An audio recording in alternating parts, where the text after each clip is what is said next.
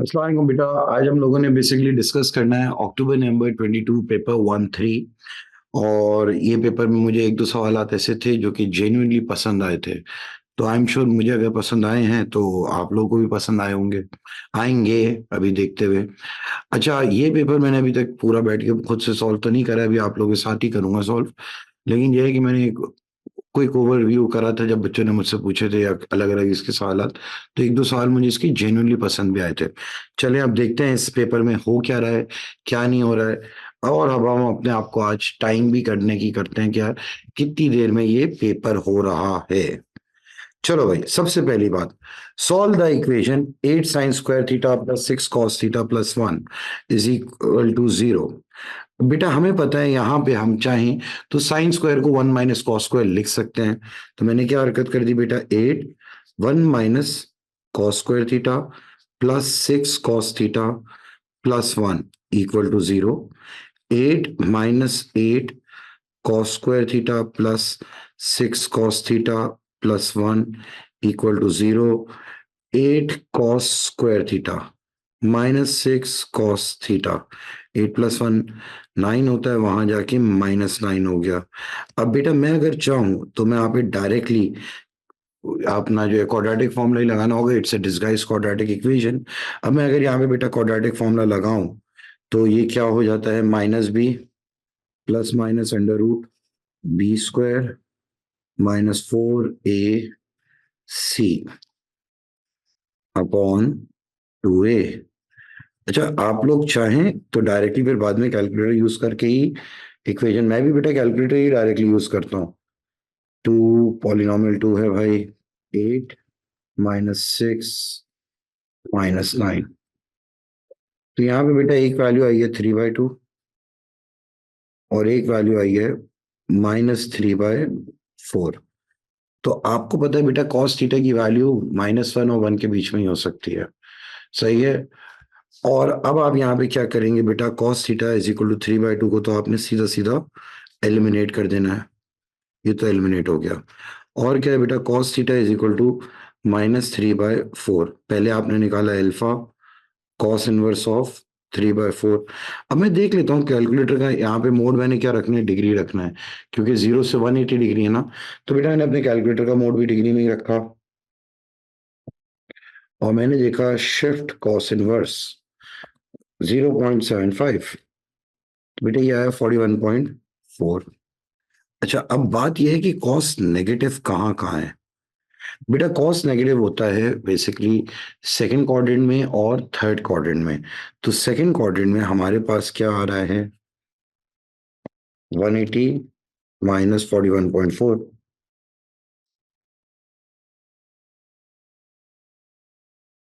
और थर्ड में आ रहा है 180 प्लस 41.4। तो बेटा एक एंगल आ गया 138.6 और एक आ गया बेटा 221.4, लेकिन हमारी डोमेन सिर्फ 0 से 180 तक है। तो आप लोग सिर्फ एक ही आंसर लिखेंगे, क्या, थीटा इज इक्वल टू 138.6। चलो भाई, अब ये बात जब आपके पास हो गई तो क्या हो रहा है अगला part, the function F of x is defined by this. अब इन्होंने कह दिया इसको इस फॉर्म में एक्सप्रेस करो। अरे भाई, अगर मुझे इसको इस फॉर्म में एक्सप्रेस करना है, एक तो बड़ी सीधी सी बात है, आप इसको कर सकते हैं। लेकिन बच्चों की आदत यही है कि मैंने ब्रेकिंग द मिडिल टर्म से नहीं, मैंने आप लोगों को सिखाया था बेसिकली कंपेयरिंग द कोफिशिएंट से। तो चलो आओ कंपेयरिंग से कर लो। कंपेयरिंग से अगर मैं करूं तो ये क्या बन जाती है, -2x² plus 2ax plus a² plus b is equal to -2x² minus 8x minus 13, -2x² minus 4ax minus 2a² plus b is equal to -2x² minus 8x minus 13। अब बेटा हम लोग क्या करते हैं, पहले x² को तो कंपेयर करने का फायदा नहीं है, x को कंपेयर कर लेते हैं। तो बेटा ये हो जाएगा -4ax minus 8x, x x cancel, minus minus cancel, एक ही वैल्यू आ गई आपके सीधी सीधी 2, सही है। फिर उसके बाद हम लोग कॉन्स्टेंट्स को देख लेते हैं भाई।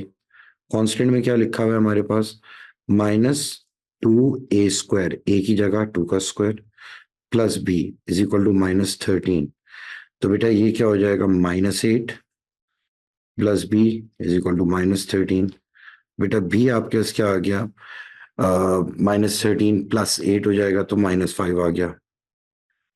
अब जब ये हमारे पास बी आ गया, अब हमारे पास कहानी क्या बन गई भाई, -2x +2 होल स्क्वायर -5। ए और बी की वैल्यूज हमने एज इट इज बेटा सब्स्टिट्यूट कर दी। सही है। फिर इन्होंने कह दिया रेंज निकालो। अरे यार अगर रेंज चाहिए, मुझे पता है ये कोई फंक्शन जो है हमारा f(x), ये क्या है, एन शेप ग्राफ है। मैंने इसको बेटा इसकी जनरलाइज फॉर्म में लिखा, ठीक है। फिर उसके बाद आपने क्या देखा, यहाँ पे टर्निंग पॉइंट क्या आ रहा है, -2, -5, एक एन शेप कर्व है भाई। एन शेप कर्व है, लेकिन इन्होंने यहाँ पे इसकी डोमेन क्या दे दी है, -3 से कम। सही है। अब यहाँ पे आप लोग क्या करेंगे, आप कह देंगे कि भाई यहाँ पे अब हम देखते हैं -3 पे क्या वैल्यू है। वैसे तो देखो ये ग्राफ हमारा कुछ ऐसे बनना है, -2, -5, एन शेप कर्व है, कुछ ऐसे बनेगा। ये हमें पता है बहुत अच्छे से, लेकिन इन्होंने हमें डोमेन ही कहाँ से दिया है भाई, <<3। तो यहाँ पे मैं एक काम करता हूँ, -3 डाल के देखता हूँ। -3 जैसे ही डाला, -2, -3 +2 होल स्क्वायर -5। तो f(-3) क्या आ रहा है आपके पास बेटा, -3 +2 इज 1, -2 -5 -7 आ गया। सही है। तो f(3) इज -7। अरे यार इसका मतलब क्या है, हमारे ये जो ग्राफ बनेगा, देखो वैसे ये लोग कहीं से भी आपसे स्केच मांग नहीं रहे, लेकिन मेरा मशवरा होता है हमेशा बच्चों को कि यार आप प्लॉट कर लिया करो। सही है। -2 पे -5 था ना इसका टर्निंग पॉइंट, तो हमारा ग्राफ कुछ ये था। -3 पे बेटा इसकी वैल्यू क्या थी, -7 थी। दिस मीन्स कि ये वाला हिस्सा ही बनेगा खाली। सही है। तो बेटा इसकी रेंज क्या हो गई, आप कह दोगे यार इसकी रेंज आ रही है f(x) इज << -7। अब लेस देन और इक्वल टू क्यों नहीं कहा, क्योंकि बेटा -3 भी देखो इनक्लूडेड नहीं है, लेस देन -3 है। आगे पार्ट क्या है, अच्छा एक बात सुनो, अगर इतना सा सिर्फ ग्राफ बन रहा है हमारे पास, सिर्फ इतना सा, तो भाई इसका तो इनवर्स एग्जिस्ट करेगा ना, 1 to 1 है ये। और one value of y this, one value of x। सही है। ये वाला हिस्सा तो नहीं हम बना रहे थे, ये मैंने इसलिए डॉटेड रखा है। अब बेटा अगर इसका इनवर्स निकालो, टर्निंग पॉइंट से पीछे का रीजन है, ठीक है। तो अब आप लोग क्या करेंगे, सबसे पहले y is equal to -2 x +2 whole square -5। हम ये वाली फॉर्म को, कंप्लीटिंग द स्क्वायर वाली फॉर्म को हम यूज करते हैं। सही है। इनवर्स निकालने के लिए तो ये हो जाएगा y+5 is equal to -2 x +2 whole square. अरे यार मैं अगर चाहूं तो मैं इसे लिख सकता हूं बड़े आराम से, x+2 is equal to y+5 upon -2, और टोटल पे रूट, रूट है तो प्लस माइनस दोनों आपने साथ लिख दिए बेटा। अच्छा अब अगर मैं चाहूं तो मेरे पास x सब्जेक्ट बन के क्या आ जाएगा, रूट ऑफ प्लस माइनस, नीचे का नेगेटिव ऊपर ले गया, y+5 अपॉन 2 -2। लेकिन बात यह है कि बेटा टर्निंग पॉइंट से पीछे का रीजन है ना गाइस, जब भी टर्निंग पॉइंट से पीछे का रीजन होता है तो हम रूट के साथ सिर्फ नेगेटिव साइन कंसिडर करते हैं। तो मेरा बच्चा f(1)(x) is equal to what, root of -y+5 upon 2 -2। आपके पास बेटा ये जो है सीधा सीधा एक्सप्रेशन इनवर्स का, अच्छा सॉरी, इस y को मैं x करना भूल गया, ये x है ना, ठीक है ना बेटा। तो आपके पास बेटा पूरे का पूरा एक्सप्रेशन आ गया इनवर्स का। सही है। अच्छा इनवर्स का एक्सप्रेशन जो होता है, वो तो आगे इन्होंने अभी डोमेन नहीं मांगी इनवर्स की, वैसे अगर ये चाहते तो मांग सकते थे। तो डोमेन ऑफ इनवर्स क्या होती है, जो रेंज ऑफ फंक्शन है। तो इसकी अगर मैं डोमेन फिर भी लिख रहा हूँ, क्या होगी, << -7। मांगी नहीं है लेकिन मैंने ऐसे ही लिख दी है। अच्छा सो बेटा अब हम लोग देखते हैं क्वेश्चन नंबर 3 में क्या हो रहा है। क्वेश्चन नंबर 3 एक बेसिक क्वेश्चन है बायनोमियल का। जरा आओ इसको भी देखते हैं। इन्होंने कह दिया find the first three terms in the expansion of this. बेटा अगर मुझे इसके पहले तीन टर्म्स चाहिए तो हो जाएगा 1 की पावर 5 प्लस 5c1, 1 की पावर 4 2x की पावर 1 प्लस 5c2, 1 की पावर 3 2x की पावर 2। तो बेटा 1 प्लस 10x प्लस 40x²। ठीक है, यहां तक आ गए। फिर उसके बाद इन्होंने क्या कह दिया, find the first three terms in ascending powers of x in the expansion of this. अरे यार एक नया टर्म है, चलो इसके भी पहले तीन टर्म्स निकाल लेते हैं। 1 की पावर 4 प्लस 4c1, 1 की पावर 3 माइनस 3x की पावर 1 प्लस 4c2, 1 की पावर 2 माइनस 3x के ऊपर पावर 2। चलो भाई 1 4 3 12। बेटा 4c2 होता है 6, 6 9 क्या हो जाता है बेटा 54, 54x²। भाई दोनों की एक्सपेंशन आ गई है शुरू के तीन तीन टर्म।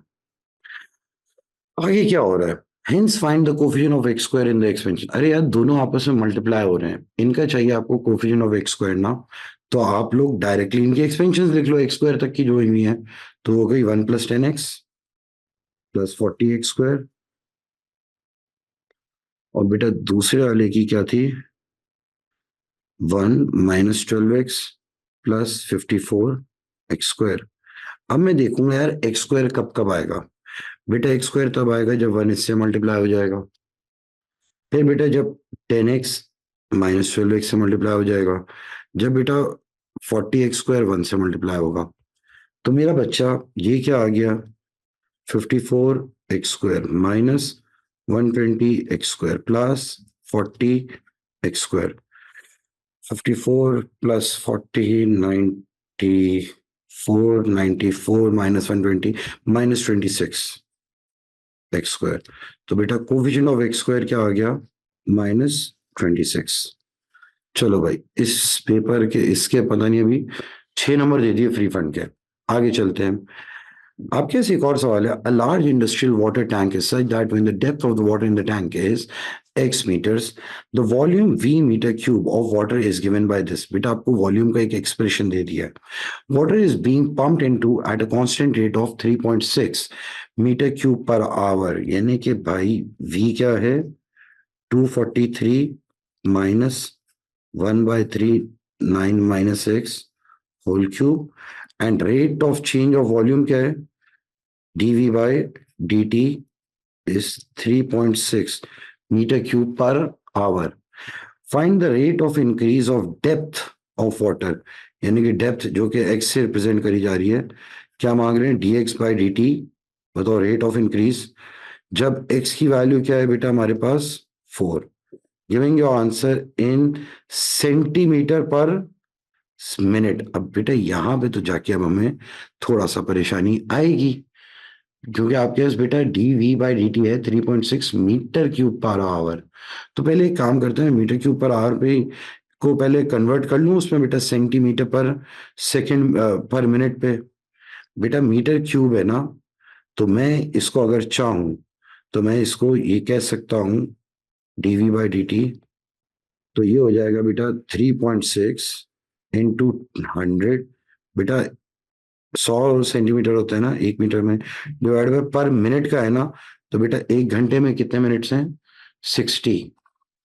तो ये हो जाएगा बेटा 3.6 इंटू 100 डिवाइड बाय 60। तो ये आ गई वैल्यू हमारे पास 6। सही है। अब बेटा इसमें अब हम लोग कुछ चीजें देख लेते हैं। मैं वॉल्यूम है बेटा मेरे पास विद रिस्पेक्ट टू एक्स, तो मैं क्या dv/dx ही निकाल सकता। देखो आपसे मांगे dx/dt, सही है, dv/dt है, तो आपके पास वॉल्यूम है तो आप dv/dx भी तो निकाल सकते हैं। इसलिए आपको क्या करना पड़ेगा, डिफरेंशिएट करना होगा। सही है।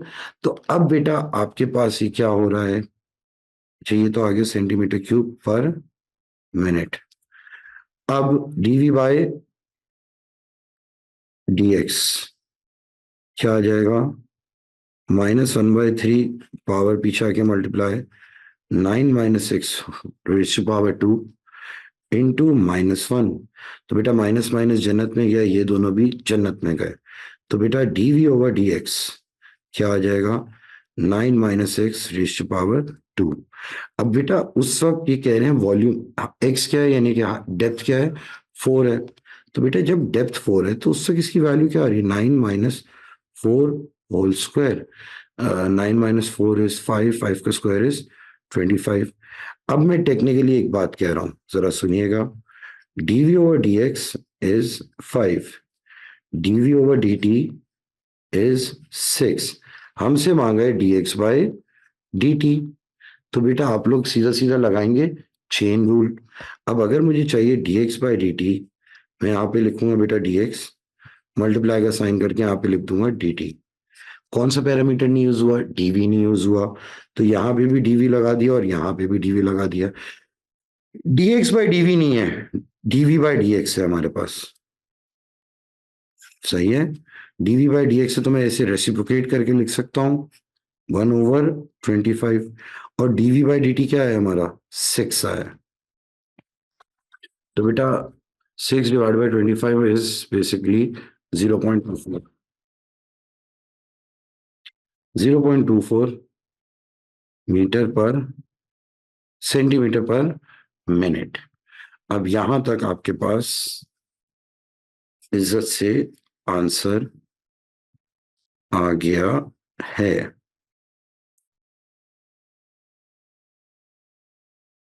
तो अब बेटा इस सवाल के बाद हम लोग देखते हैं क्वेश्चन नंबर 5। अच्छा बेटा ये क्वेश्चन नंबर 5 मुझे जेन्युइनली पसंद है। इसमें आप लोग बहुत सुकून से मेरी बातों को सुनना please. The diagram shows a curve which has a maximum point 812। कोई कर्व है बेटा जिसका मैक्सिमम पॉइंट है 812, okay, and a minimum point 80। ठीक है भाई, मिनिमम पॉइंट भी दे दिया हमें। The curve is the result of applying a combination of two transformations to a circle. अच्छा इनिशियली ये सर्कल था और सर्कल पे आपने दो अलग अलग ट्रांसफॉर्मेशंस करी तब जाके ये चीज आई है। अब क्या कह रहे हैं लोग? The transformation applied is a translation of 7 - 3। इसमें यानी कि ट्रांसलेशन हुई है 7 - 3, यानी कि 7 यूनिट आगे गया था और 3 यूनिट नीचे आया था। फिर the second transformation applied is a stretch in the Y direction. अरे बता दिया इन द वाई डायरेक्शन है स्ट्रेच। यानी कि बेटा इन द वाई डायरेक्शन में क्या मतलब होता है? पैरेलल टू वाई एक्सिस, यानी कि आप इसे कहते हैं वर्टिकल स्ट्रेच। ये भी बताया हुआ वर्टिकल स्ट्रेच है। भाई वर्टिकल स्ट्रेच में इनवेरिएंट लाइन एक्स एक्सिस होती है, यानी कि हम हर एक पॉइंट का डिस्टेंस एक्स एक्सिस से देखते हैं। क्लियर है ये बात? अभी कह रहे हैं भाई इसका स्केल फैक्टर बताओ ऑफ द स्ट्रेच। अब एक बात बताओ, जब मैं किसी चीज को वर्टिकली स्ट्रेच करता हूं, अगर फर्ज करो मैं इसको वर्टिकली स्ट्रेच करूंगा, तो जो हमारी हॉरिजॉन्टल डायमीटर वाली चीज होगी वो तो चेंज नहीं होगी, उस पर तो कोई फर्क नहीं पड़ेगा साइज पे, सिर्फ वर्टिकली साइज चेंज हो रहा है।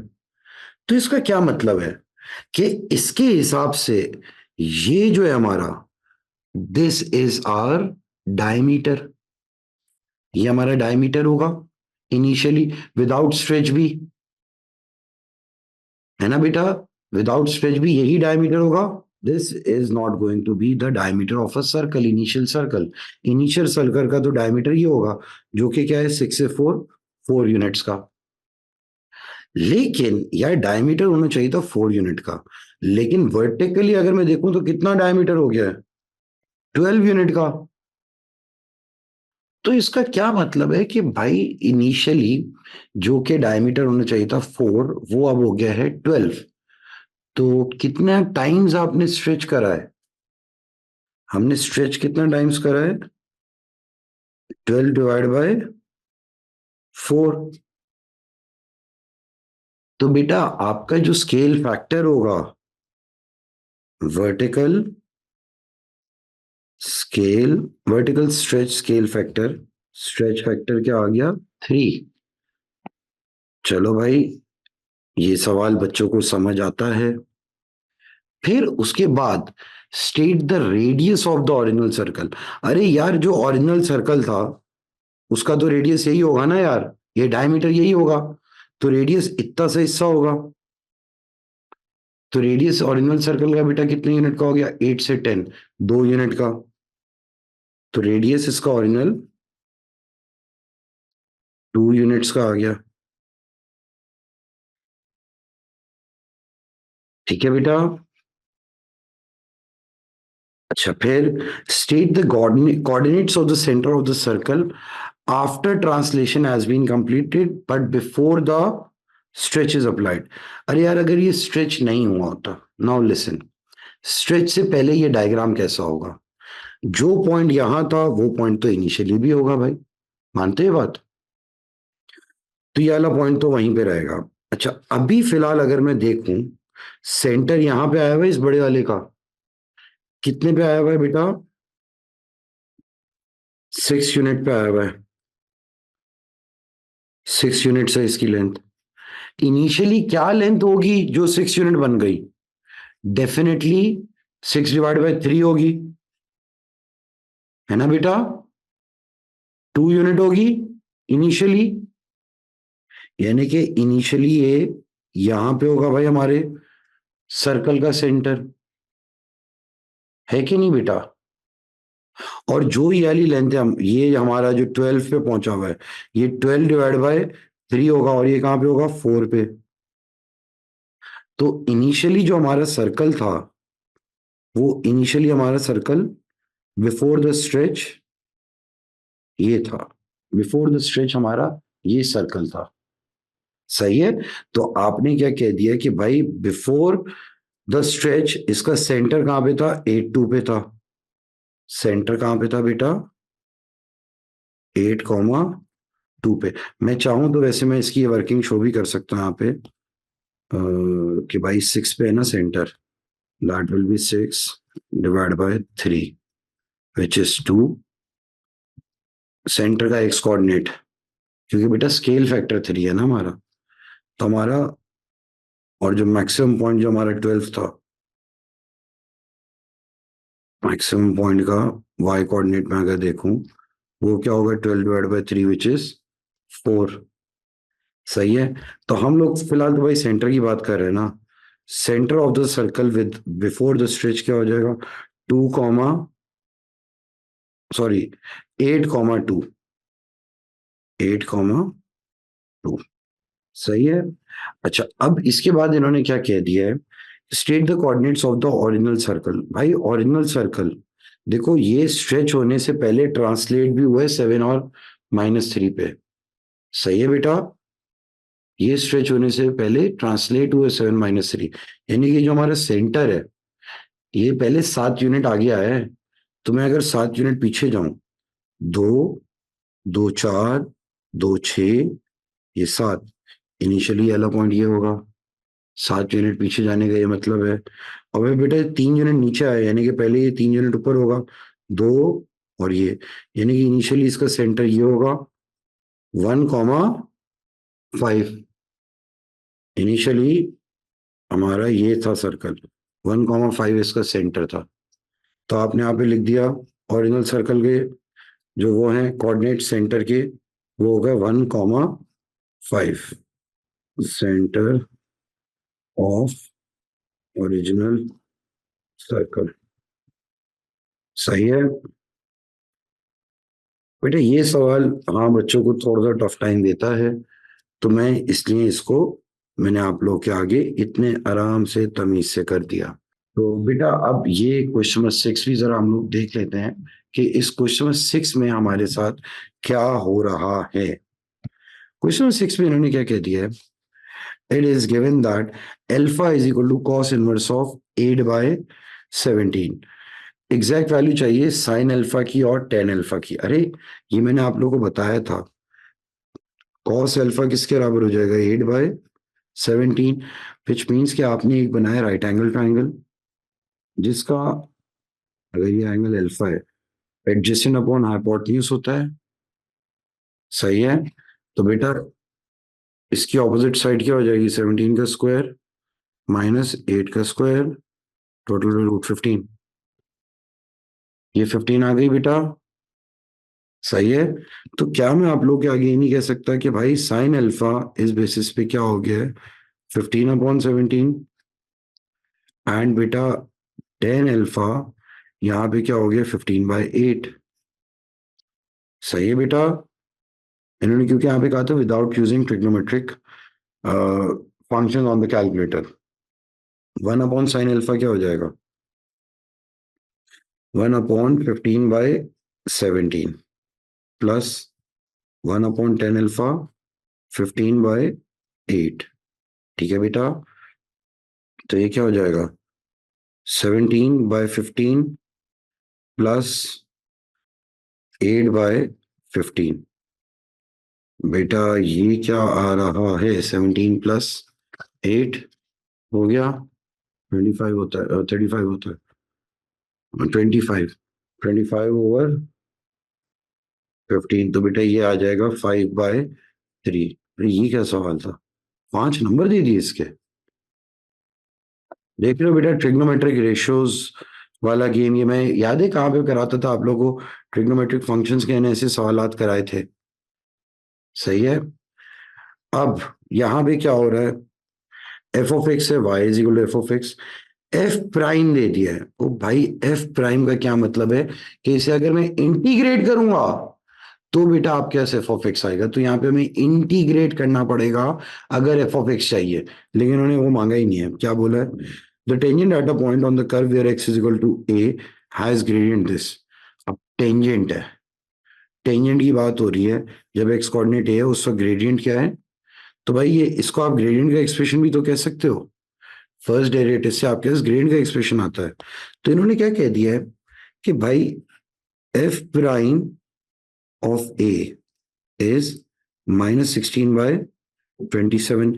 यानी जब मैंने x की जगह a डाला तो हमारा ग्रेडियंट क्या आ रहा है? -16/27। तो मैं बेटा यहाँ पे जरा a डाल के देखता हूँ। -3/a+2⁴ is equal to -16/27। अच्छा भाई, एक काम करते हैं, माइनस माइनस तो गया सीधा सीधा जन्नत में। a+2⁴ is equal to 3 × 27 81 / 16।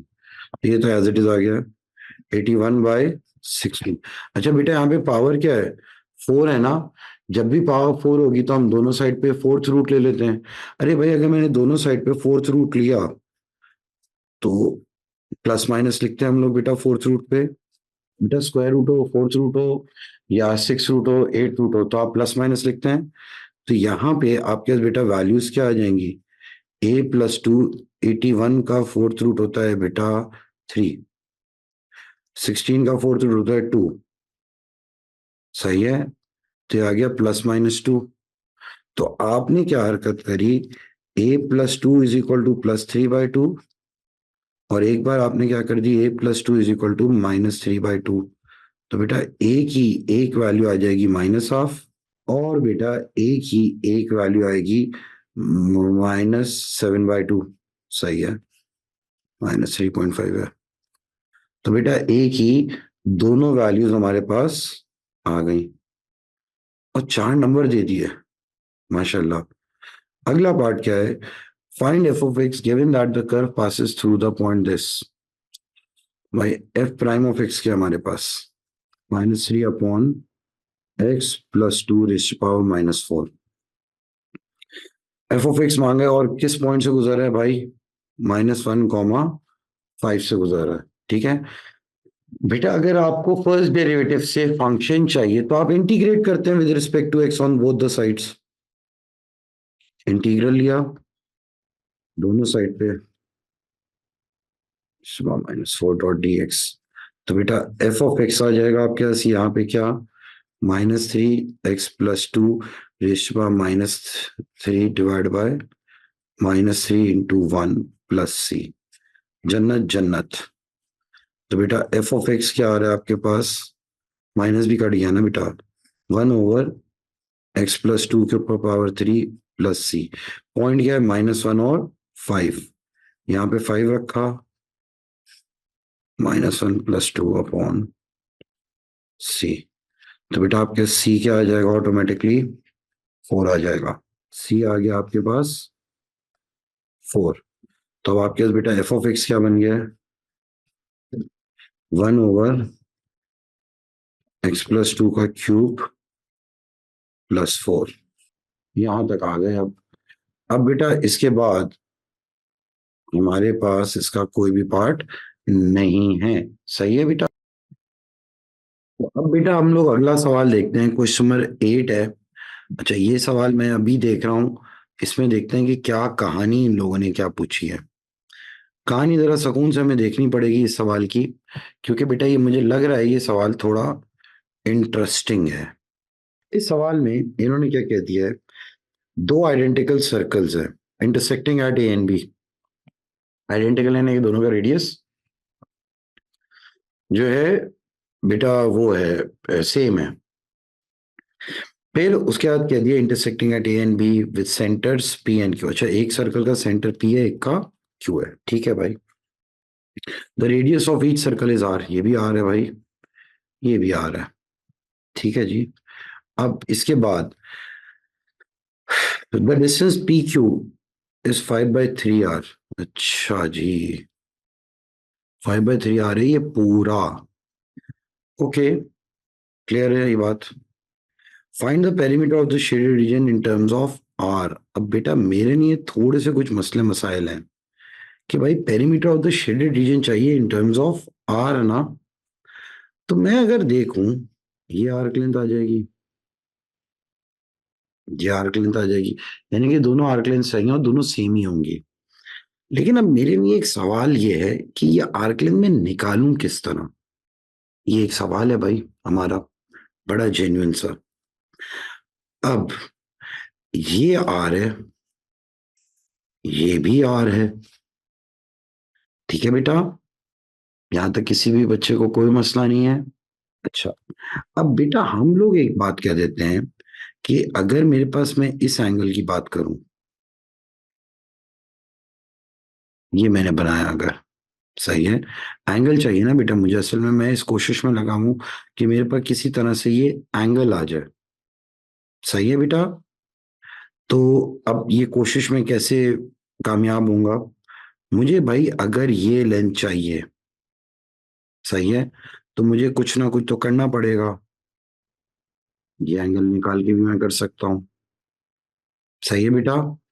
अब हम लोग क्या करेंगे, यहाँ पे अब वही वाली बात है कि क्या किया जाए।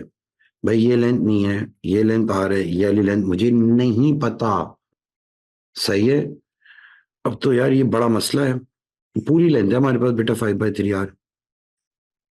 सही है बेटा। 5/3 है भाई, 5/3 इंटू 1/2 क्यों करोगे बेवकूफ। बेटा सिर्फ इतनी सी लेंथ आ रहा है। सही है मेरा बच्चा। और फिर ये वाली लेंथ भी आ रहा है, तो ये बीच की लेंथ क्या हो जाएगी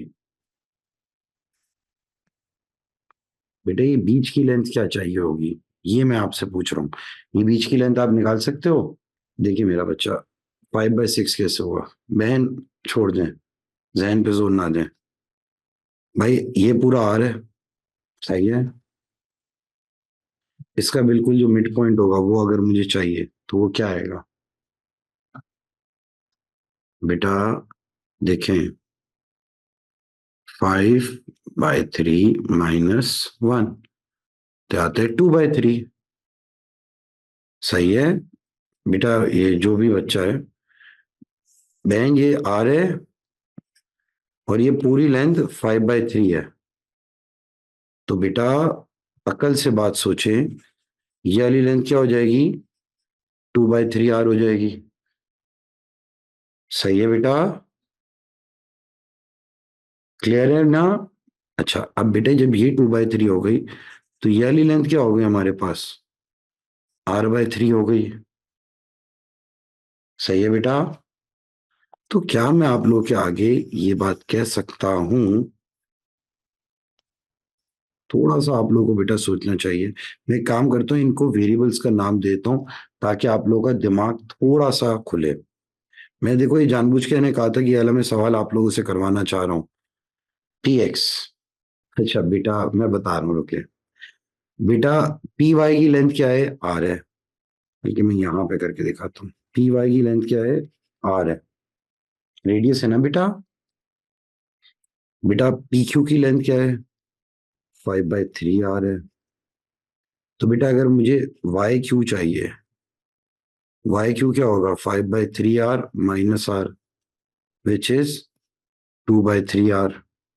मुझे पता है बेटा, मैं आप लोगों को पहले करवा चुका हूँ बुक में, बट खैर है, मैं दोबारा कराऊंगा। ये सवाल मुझे पसंद है यार। मैं यही देखने जा रहा था कि कितने बच्चों को याद है और कितने बच्चों को याद नहीं है। नहीं याद है, कोई मसला नहीं है। वाई क्यू आ गया। अब बेटा एक्स वाई क्या हो जाएगा? एक्स वाई क्या हो जाएगा बेटा? Q X minus Q Y. Q X क्या है बेटा? आर ही है, 2/3 आर। तो बेटा ये क्या आ गई लेंथ? R/3 आ गई। अच्छा, चलो शुक्र है, ये बात हमारी यहां तक क्लियर हो गई है। अब बेटा मुझे एक बात बताएं, ये बिल्कुल बीचों बीच आएगा, यहां से यहां तक है बेटा, मानते हैं बात? तो बेटा ये वाली लेंथ क्या हो जाएगी हमारे पास? देखो ये हमारे पास 2/3 आर है, ये भी पी एक्स। तो ये वाली लेंथ क्या हो जाएगी बेटा? R/3/2, R/6 हो जाएगी। मैं इस पॉइंट को जेड कह दूं। X Z is what? R/6। तो बेटा पी जेड आपके पास क्या आ रहा है? 2/3 आर प्लस R/6। 2/3 प्लस 1/6, 5/6 आ गई। तो मैं ही एक्सपेक्ट कर रहा था कि हमें इतना टाइम लगेगा। अब एक काम करते हैं बेटा, considering triangle P A Z, considering triangle P A Z, बेटा पी ए जेड में आपके पास ये लेंथ है आर, और ये लेंथ क्या हो जाएगी? पी जेड क्या निकली है हमारी? 5/6 आर। सही है। तो कोसाइन लगा दूं मैं इस एंगल के लिए, cos A P, cos A P Z is equal two adjacent side क्या है? P Z upon P A. सही है बेटा। अब बेटा ए पी जेड क्या हो जाएगा? Cos inverse of P Z क्या है बेटा आपके पास? 5/6 आर। और बेटा हमारे पास ये क्या है? खाली आर है। तो ये आर आर तो हो गया बेटा कैंसिल। तो मेरा बच्चा A P Z is equal to cos inverse of 5/6। बेटा अब ये रेडियन में हम लोग कैलकुलेट कर सकते हैं, angle unit radian. Fifth cos inverse 5/6, तो आगे बेटा 0.586, 0.586। बेटा ए पी बी क्या हो जाएगा? A P B 2 times 0.586। तो ये एंगल क्या आ रहा है हमारे पास? 1.17 रेडियंस। बेटा अगर मुझे चाहिए arc length A B considering sector, अभी मैं बेटा कौन सा सेक्टर कंसिडर कर रहा हूं? A P B, A P B. बेटा आर्क लेंथ क्या हो जाएगी? Are theta. आर क्या है? अच्छा आर तो मैंने एज इट इज रहने दिया ना भाई। सही है। तो ये हो जाएगा यार 1.17 आर। टोटल पेरीमीटर क्या हो जाएगा? दोनों सेम होंगी। टोटल पेरीमीटर 1.17 प्लस 1.17, तो 2.34 आर। सही है बेटा। चलो भाई, अब जब ये कहानी हो गई, आपने इसके बाद क्या कह दिया है? Area of the shade region. बेटा अगर मुझे एरिया चाहिए, गाइस नाउ लिसन, एरिया चाहिए, मेरे पास ये एंगल आ गए हैं, सही है बेटा। मैं एक काम करूंगा, इस ट्रायंगल का एरिया निकाल लूंगा, सही है, एंगल तो है ना मेरे पास। और फिर बेटा इस सेक्टर का एरिया निकाल लूंगा, माइनस कर दूंगा तो ये एरिया आएगा, मल्टीप्लाई बाय 2 करूंगा तो टोटल शेड एरिया आ जाएगा, सही है। तो एक काम करते हैं, considering sector A Q B, considering sector A Q B by half R square, और थीटा क्या है हमारा बिल्कुल बीच का, 1.17 तो आ रहा है बेटा 0.586 आर स्क्वायर, 0.5857 कर देता हूँ आर स्क्वायर। ठीक है बेटा, ये आ गया आपके पास एरिया ऑफ दिस सेक्टर। अब मैं बेटा ट्राइंगल कंसिडर कर लेता हूँ A Q B, considering triangle A Q B, triangle A Q B बेटा, area half into R into sine 1.17 2 sine of answer divide by 2, तो आ रहा है 0.4606 आर स्क्वायर, सही है बेटा। अब आपके शेडेड एरिया क्या होगा भाई, सेक्टर में से माइनस करा ट्रायंगल का एरिया और उसको पूरे को मल्टीप्लाई बाय 2 कर दिया, 0.5857 माइनस आंसर मल्टीप्लाइड बाय 2, तो ये आ रहा है 0.250 आर स्क्वायर, 0.250। अब आए जरा अगले सवाल पे भी आ जाते हैं, क्योंकि मैं देख रहा हूं कि टाइम ज्यादा लग रहा है हमें, जितना लगना नहीं चाहिए। खैर, the first term of a geometric progression is 216 and the fourth term is 64।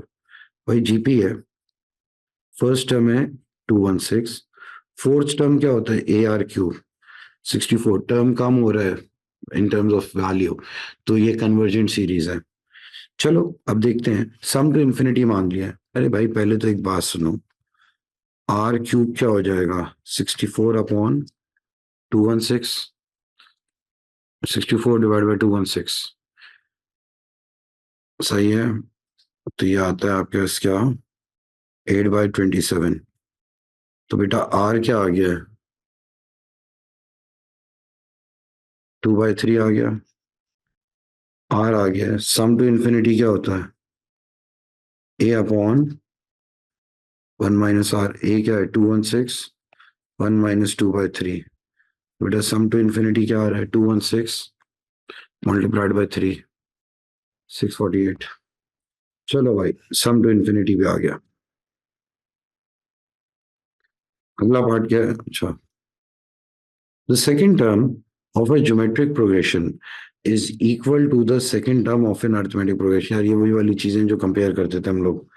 The second term of the geometric progression is equal to the second term of the arithmetic। अब भाई इसका second term कैसे निकलेगा, T2। The third term of the geometric progression is equal to the fifth term of the same arithmetic progression। Find the sum of the first 21 terms of the progression। अरे भाई पहली बात तो ये second term of GP is equal to second term of AP, तो ये क्या हो जाएगा यार, ए आर 2/3 था ना, तो बेटा 216 इंटू 2/3, तो 144 आ गया, सही है। फिर उसके बाद हमने क्या कह दिया, the third term of the geometric progression is equal to the fifth term, third term of geometric is equal to fifth term of arithmetic progression. तो बेटा थर्ड टर्म क्या हो जाएगा, 216 इंटू 2/3 की पावर 2, 2/3 स्क्वायर कर दिया भाई, मल्टीप्लाई बाय 216 कर दिया, तो 96 आ गया। हमें पता है भाई अर्थमेटिक प्रोग्रेशन है ना, अब अर्थमेटिक प्रोग्रेशन में बेटा सेकंड टर्म का मतलब है A plus D is equal to 144, और बेटा ए प्लस फिफ्थ टर्म है ना 4d इज इक्वल टू 96। तो यार यहाँ पे ए क्या हो गया है 144 माइनस डी, यहाँ पे ए डाल दिया आपने 144 minus D plus 4d is equal to 96। 3d is equal to 96 minus 144 minus 48। बेटा डी क्या आ रहा है आपके पास -16। डी आ गया, ए आप नेचुरली निकाल सकते हैं 144 माइनस 16। तो फर्स्ट टर्म आपके पास क्या आ गया 160 आ गया। इन्होंने मांगा क्या है भाई sum of the first 21 terms. बेटा सम ऑफ फर्स्ट 21 टर्म्स क्या हो जाएगा S21 n upon 2 2a plus n minus 1d n upon 2 2a plus 21 minus 1 into d। तो बेटा सम ऑफ 21 टर्म्स क्या आ जाएगा 21/2 2 इंटू 160 क्या होता है 320 भाई 320 20 इंटू 16 320। अरे ये तो क्या हो गया भाई 320 माइनस 320, ये तो बेटा सम ऑफ 21 टर्म 0 आ रहा है।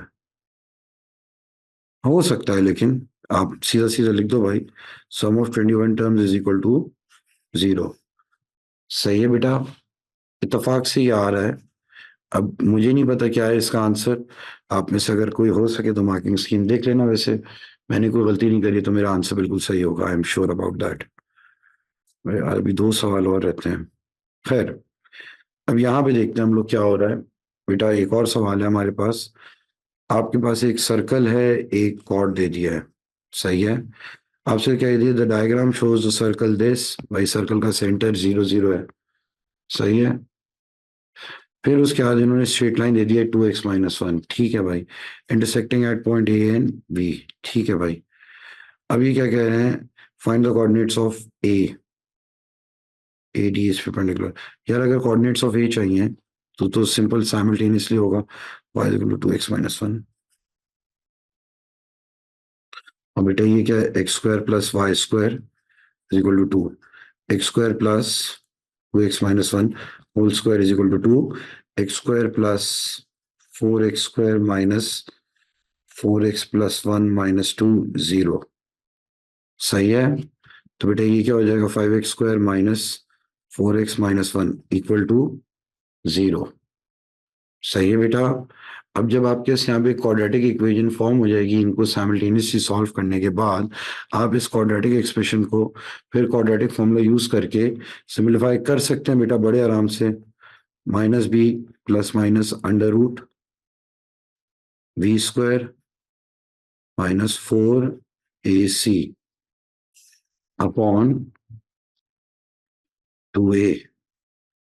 तो बेटा एक्स कोऑर्डिनेट क्या आ रहे हैं हमारे पास 5 माइनस 4 माइनस 1 1 आ रहा है और -1/5 आ रहा है। तो बेटा 1 और -1/5। तो नेचुरली मुझे इतना समझ आ गया कि यार ये वाला जो पॉइंट होगा ना यहाँ पे 1 ही होगा, और यहाँ पे एक्स कोऑर्डिनेट क्या होगा -1/5 होगा। लेकिन मुझे तो बेटा सिर्फ कोऑर्डिनेट्स चाहिए ना ए के, तो ये हो जाएगा 2 इंटू 1 -1, तो वाई भी 1 आ गया। बेटा ए के कोऑर्डिनेट्स क्या आ गए 1,1 मांगे इन्होंने खाली ए के कोऑर्डिनेट्स से। आगे क्या हो रहा है आई होप आगे बी के यूज ना हो, जब तो सीधा वॉल्यूम मांग लिया। अब ये लोग क्या कह रहे हैं भाई वॉल्यूम निकालो in the shade region is rotated 360 degree about the X axis. बेटा अगर शेडेड रीजन को मैंने रोटेट करना है 360 डिग्री अबाउट एक्स एक्सिस, सही है। तो ये बेटा क्या हो जाएगा, अच्छा कोई बच्चा मुझे कह रहा है कि हाँ बेटा राना मोहम्मद मेरे पिछले साल यही आंसर आए थे, गलती मैंने नहीं करी है बेटा, ट्रस्ट मी। 1,0 वो आपको भी मुझ पर भरोसा है। खैर अब बेटा अगर हम इसको देखें थोड़ा सा सुकून से सोचना, ताकि दिमाग तो खुले हमारा। यार ये वाला पॉइंट क्या होगा? इस पॉइंट को मैं ऐसी पी का नाम दे रहा हूँ, ऐसी तफरी में। तो इसके कोऑर्डिनेट्स क्या होंगे यार? √2, 0 होंगे, है ना बेटा? √2, 0 होंगे। अब अगर फर्ज करो मैंने सिर्फ और सिर्फ इतने से हिस्से को रोटेट करना है अबाउट एक्स एक्सिस, तो मैं कुछ भी नहीं, √2 और 1 की लिमिट लगा देता हूँ और वॉल्यूम आ जाएगा। देखो ना बेटा, सर्कल की इक्वेशन ऑलरेडी क्या है हमारे पास? x² + y² = 2। तो बेटा यहाँ पे जब y 0 है तो x क्या आ रहा है? +√2 आ रहा है। देखो ये +√2 और ये -√2 है, लेकिन हमें इसकी जरूरत ही नहीं है ना यार। अगर मुझे इसकी सिर्फ वॉल्यूम चाहिए, वॉल्यूम सर्कल के हिसाब से है ना, तो वॉल्यूम का फॉर्मूला क्या था यार? पाई x2 x1। जब भी आप बेटा x के हिसाब से रोटेट करते हैं, y² .dx करते हैं, यहाँ पे ऑलरेडी हमारे पास इक्वेशन क्या है? x² + y² है। y² को मैं ऑलरेडी सब्जेक्ट बना सकता हूँ यार, 2 - x²। तो हो जाएगा y पाई √2 1 2 - x².dx। सही है। तो बेटा ये क्या आ जाएगा? पाई इंटीग्रेट कर दो 2x - x³/3 √2 and 1, लिमिट लगा दी हमने सीधी सीधी।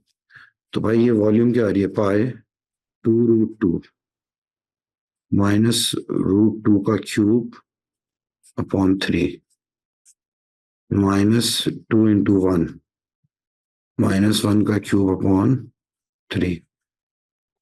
तो बेटा √2 का क्यूब 2√2 हो जाएगा। सही है। तो ये आ रहा है पाई 2√2 -2√2/3 -2 + 1/3। बेटा 2 - 2/3 क्या होता है? 4√3/2, 4/3। ये हो जाएगा बेटा पाई 4√2/3 -5/3। बेटा हमसे किस फॉर्म में मांगा है? x पाई/दिस, तो बेटा पाई/3 को आप कॉमन ले लो, तो हो जाएगा 4√2 -5। आई एम श्योर यही इसका आंसर होगा। ठीक है बेटा। अगला part, find an exact expression for the perimeter of the shaded reason. बेटा अब अगले पार्ट में इन्होंने क्या कह दिया? Perimeter of the shaded reason निकालो।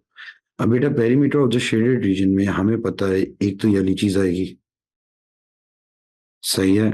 फिर हमें एडी की लेंथ चाहिए होगी perimeter of the shaded reason के लिए। ठीक है बेटा। अब ये मैं डीपी का तो डिस्टेंस आ गया हमारे पास क्या? √2 - 1। और बेटा एडी का डिस्टेंस है 1। फिर हमें चाहिए होगी क्या? ये आर्क लेंथ। मसला आर्क लेंथ का है। आर्क लेंथ हम निकाल सकते हैं बड़े आराम से, इसमें भी कोई सच कोई मसला होना नहीं चाहिए बेटा आप लोगों को। तो बेटा perimeter of the shaded reason में आप लोग क्या करेंगे? सुने, perimeter of the shaded reason में हमारे पास बेटा एक तो ये आ रही है लेंथ, सही है। फिर एक ये आ रही है लेंथ, फिर एक ये आ रही है length, perimeter of the shaded reason में। ठीक है। अब पहले तो हम ये देखेंगे कि भाई ये एक आर्क लेंथ है, सर्कल है ना बेटा, एक आर्क लेंथ है। क्या हमारे पास ये वाला एंगल है? नहीं। क्या मैं ये एंगल निकाल सकता हूँ? हाँ बिल्कुल निकाल सकता हूं मैं। ठीक है। और इसका बेटा रेडियस क्या है? √2 है। ठीक है बेटा। तो हमने क्या करा, ये भी √2 हो गया और ये कितना है? 1 है। सही है। √2 और 1। तो बेटा ये वाली साइड क्या हो जाएगी आपके पास? √2 का स्क्वायर, या बल्कि मैं सिर्फ एंगल ही निकाल लेता हूँ ना बेटा। पहले तो मैं एंगल निकाल लेता हूँ। एंगल निकालना भी कोई ना सच कोई मसला नहीं है, S is equal to R theta है। आप ये निकाल लेंगे फिर एपी की arc length. Perimeter of the shaded region मुझे चाहिए बस, मैं पेरीमीटर के लिए यहीं पे कर देता हूँ, बार बार पेज क्या पलटूं मैं। सही है बेटा। अब आपने क्या हरकत करी? ये एंगल निकाला और ये आर्क लेंथ है। सही है बेटा। आर्क लेंथ हमें चाहिए, radius of the circle is √2। हमें ये एंगल चाहिए था भाई। ये ऑपोजिट साइड की हमारी 1 है, एडजेसेंट साइड भी हमारी 1 है। सही है बेटा।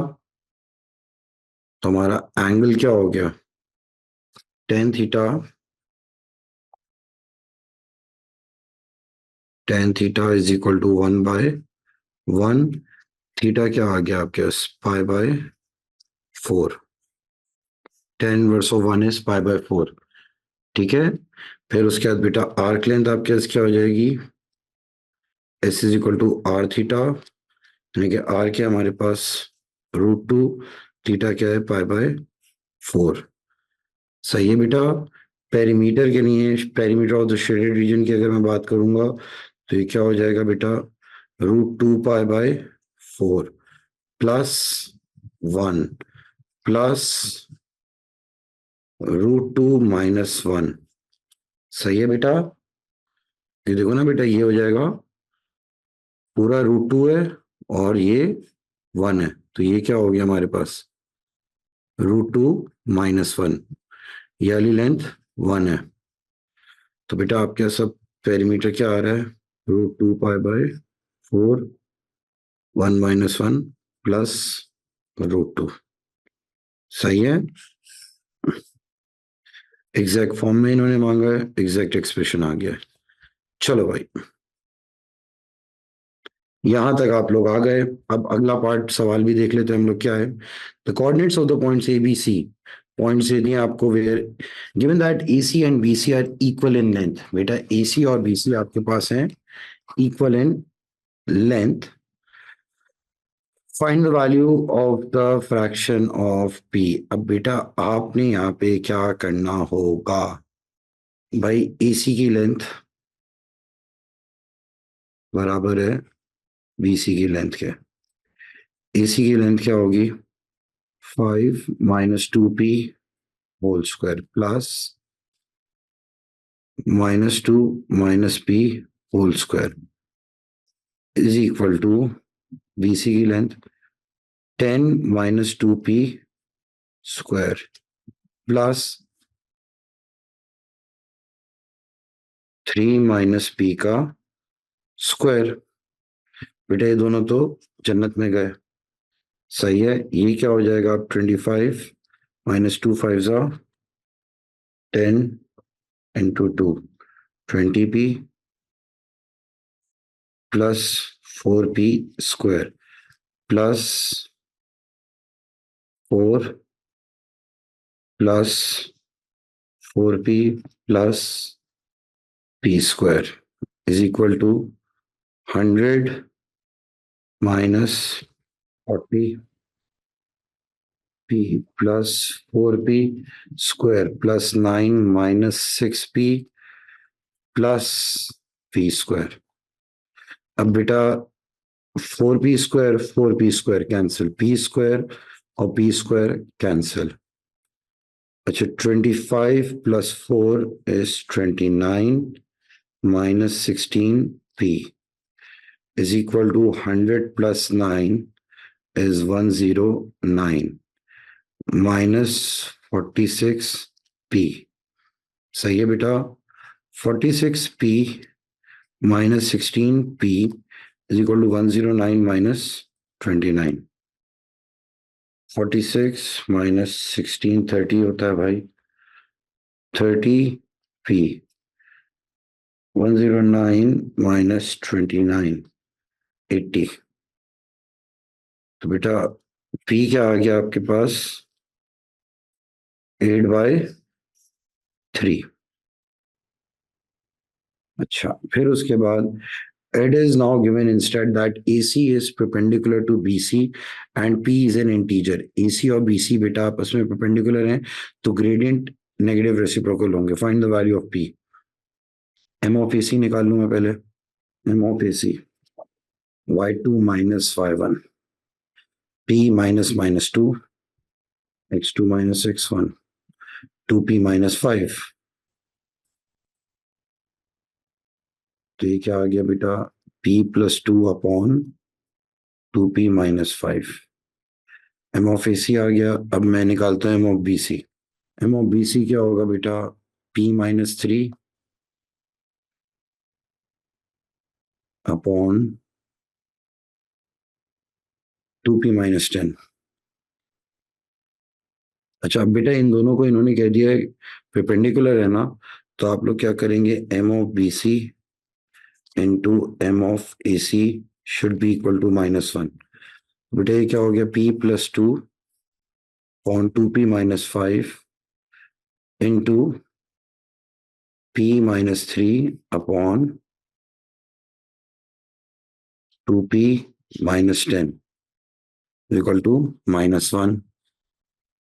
ठीक है बेटा, यहां तक आप लोग आ गए। अब ये क्या बन जाएगा, p² -3p+2p-6 is equal to -1।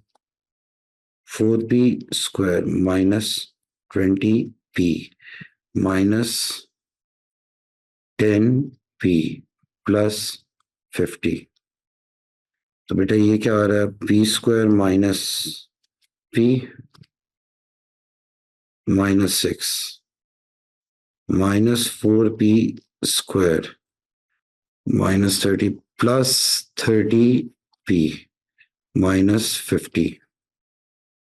तो बेटा 5p² -31p, सबको एक तरफ में लेके जा रहा हूं, ठीक है, +44 0। सही है बेटा। p अगर आपको चाहिए -b +√b² -4ac upon 2a। तो बेटा p की वैल्यूज कैलकुलेटर में आपने निकाली, a पॉलिनॉमियल डिग्री 2, 5 -31 44। तो एक आ रही है p की वैल्यू 4 और एक आ रही है 11/5। क्वेश्चन में कह दिया था कि p इज एन इंटीजर, तो बेटा आप p की वैल्यू क्या लिखेंगे, खाली 4 लिख देंगे। p की वैल्यू आ गई सीधी सीधी 4। फिर उसके बाद इन्होंने क्या कह दिया है, find the equation of the circle which passes through A B and C giving your answer in this form. ओ भाई, अगर कोई सर्कल गुजर रहा है ए बी और सी से, सही है, सही है, और इन्होंने कह दिया है कि उसको इक्वेशन को फॉर्म करो। अब ए बी और सी के यार कोऑर्डिनेट्स क्या है, 5 - 2 10 3, 5 - 2 10 3। सी के क्या है, 2p और p। सही है बेटा। अब यहां पे आप लोगों को थोड़ा सा सोचना होगा कि भाई circle which passes through A B and C. अब एक चीज यहां पे हमने देखी है कि भाई it is now given that A C is perpendicular to B C. A C और बी सी आपस में परपेंडिकुलर है। अरे भाई, इसका क्या मतलब है, कोई सी भी दो लाइनें आपस में परपेंडिकुलर अगर होंगी तो इसमें क्या हो जाएगा भाई, अगर ये ए है, ये बी है और ये सी है, A B C, A C is perpendicular to B C. तो इसका क्या मतलब है कि भाई A B is the diameter. A B diameter है तभी तो ए सी और बी सी आपस में परपेंडिकुलर है, वरना थोड़ी ना परपेंडिकुलर होंगे। है बेटा, क्लियर है बात। Since since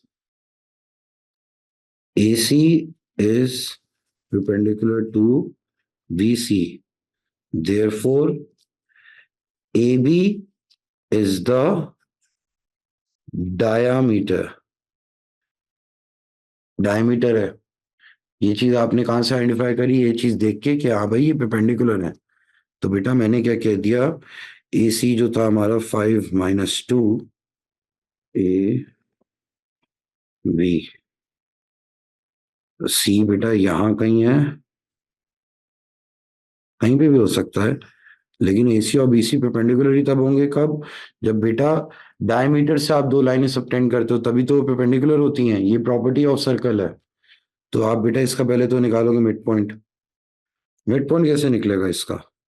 5 + 10/2 comma -2 + 3/2। ये क्या हो जाएगा भाई? 15/2 7.5, 15/2। और बेटा ये आ जाएगा 1/2।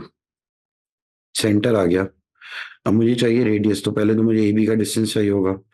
ए बी का कहीं मैंने डिस्टेंस निकाला है? नहीं निकाला यार। हम निकालो पहले ए बी का डिस्टेंस। ए बी का डिस्टेंस कैसे निकलेगा हमारा? 10 - 5 whole square plus 3 - -2 whole square. 10 - 5 is 5, 5 का स्क्वायर इज 25 प्लस 25, बेटा ये आ जाएगा √50। √50 आ गया ये। अब हम लोग क्या करेंगे भाई? बड़े आराम से हम अपनी कहानियों को अब देखते हैं। ये ए बी का डिस्टेंस है, तो हमारा जो रेडियस हो जाएगा, √50 को अगर मैं चाहूँ, √50 को मैं 25 × 2 होता है ना, 5√2 लिख सकता हूँ बेटा मैं √50 को। सही है। तो बेटा रेडियस क्या हो गया है? 5√2/2। अब इक्वेशन ऑफ सर्कल क्या होता है? x - 15/2 whole square. सही है। Plus y - 1/2 whole square is equal to 5√2/2 का स्क्वायर। कोई परेशानी यहाँ तक नहीं होगी। लंबी हो गई यार, इन्होंने क्योंकि अलग ही फॉर्म में मांगा है, ax वाली फॉर्म में मांगा है ना इन्होंने। चलो कर लेते हैं ख्वारी यार, क्या जा रहा है हमारा? x - 15x 2 × 15x प्लस 7.5 का square 225/4 plus y² minus y plus 1/4। 5 का स्क्वायर 25 2 4। 4 से भाई पूरी इक्वेशन को हमने कर दिया मल्टीप्लाई, हो जाएगा 4x²। नहीं यार, ये भी नहीं करना हमने, ऐसे भी नहीं हम कर सकते ना। चलो देख लेते हैं अभी, सिंप्लीफाई बाद में खुद ही हो जाएगा। x² - 15x plus y² - y plus 225/4 plus 1/4 minus 25/2। क्योंकि जिस फॉर्म में मांगा है आपने उसी फॉर्म में लिखना है। x² + y² - 15x - y plus भाई प्लस 1/4 माइनस 25/2। बेटा 44 आ गया। बेटा ये हो गया हमारा पूरा paper complete. And I guess इस पूरे पेपर में एक वो ट्रांसफॉर्मेशन वाला सवाल था थोड़ा सा ट्रिकी, बाकी तो पूरा पेपर सिंपल सही चल रहा था। सही है बेटा। यहाँ पे हमारा अक्टूबर नवंबर 22 पेपर 1 3 खत्म हो जाता है। मैं भी एक और पेपर करवा रहा हूँ।